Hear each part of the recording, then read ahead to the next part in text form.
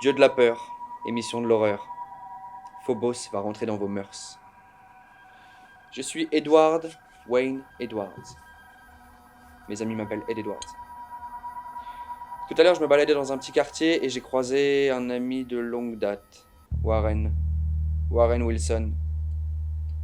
Rien que de repenser à lui, ça m'énerve. Je l'ai aidé quand il avait besoin et il est jamais revenu vers moi, il m'a jamais payé mon dû. Alors quand j'ai vu que la fenêtre de son appartement était ouverte, je me suis dit que j'allais le récupérer, mon dû. Je suis rentré. J'ai récupéré un peu d'argent liquide. Et puis j'ai récupéré aussi quelques bijoux. Je me suis servi. Puis il y a eu des bruits et la porte s'est ouverte. Là je me suis dit que c'était Warren, alors je me suis échappé. Je suis passé par la porte de derrière et j'ai couru dans un jardin voisin. Et là j'ai percuté une boîte aux lettres. Sur la boîte aux lettres il y avait écrit Meshino. Meshino c'est pas une famille comme les autres. Enfin, à première vue, ça l'était. Mais je vais vous raconter pourquoi ça l'est pas. On est en 1972, dans un village qui s'appelle Boutier-Saint-Trojan. Il y a Pierrette, la maman, Jacques, le papa, Eric, 7 ans, et Bruno, 4 ans. Le 24 décembre 1972, ils embarquent à bord de leur Simca 1100 rouge pour aller chez des amis à eux pour fêter le réveillon de Noël. Ils prennent la route et en 10 minutes, ils arrivent chez leur couple d'amis.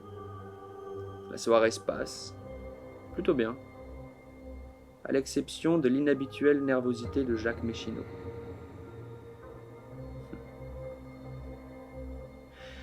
La soirée se termine, les Meshino reprennent la route et c'est Jacques, qui n'a pas bu une seule goutte d'alcool, qui conduit cette superbe Simca rouge.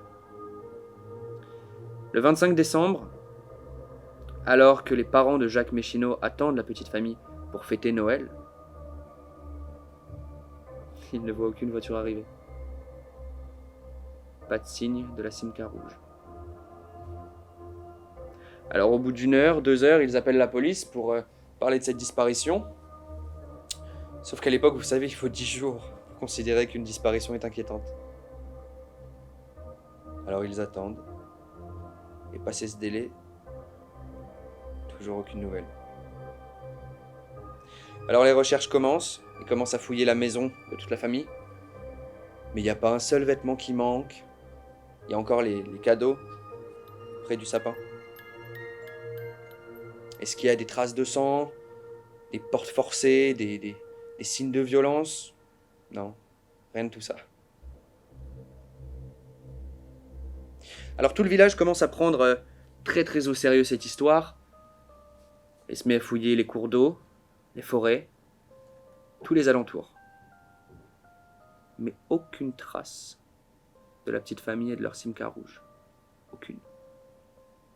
La seule chose qu'on a apprise, c'est que Pierrette entretenait une relation avec un des voisins. Quand Jack il l'a appris, il paraît qu'il a confié à un des voisins que si cette relation était vraie, il ne les retrouverait jamais. Et je pense que Pierrette a dû dire à Jacques tout ce qui s'était passé avec ce voisin. Parce que les voisins ont raconté que quelques jours avant le réveillon, ils ont vu des traces de strangulation sur Pierrette. Enfin bref. Toujours aucune nouvelle. Les jours passent, pas de nouvelles. Alors l'hypothèse du paranormal se pose. Un spécialiste est invité, et selon son rapport, je l'ai lu,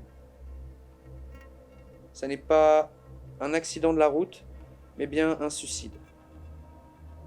Jacques Meshino se serait jeté dans la Charente avec sa femme et ses enfants. Mais entre vous et moi, on aurait retrouvé la voiture, vous pensez pas? Bref, les années passent, toujours aucune nouvelle de la petite famille. Et donc cette affaire tombe dans l'oubli. Mais si je vous en parle aujourd'hui, c'est aussi parce que au printemps 2020, la police a reçu une lettre anonyme qui relance l'enquête. Et c'est une lettre anonyme qui accuse le voisin dont je vous parlais plus tôt, l'amant de Pierrette. Les gendarmes perquisitionnent chez lui et tout ce qu'ils trouvent, c'est un revolver rouillé. Presque aussi rouillé que ce pied de biche. Mais rien qui suffit à l'incriminer, rien qui suffit à avoir des preuves pour relancer l'enquête. 50 ans après cette histoire, on ne sait toujours pas où est passée cette famille. Et on ne sait toujours pas où est cette fameuse Simca 1100 rouge.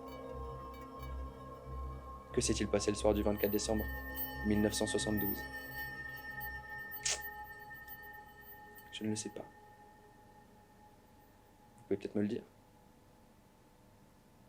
Bref, si vous avez aimé cette histoire, j'en ai encore plein en tête. On se retrouve la semaine prochaine pour les plus braves d'entre vous. Ou peut-être qu'on se croisera avant.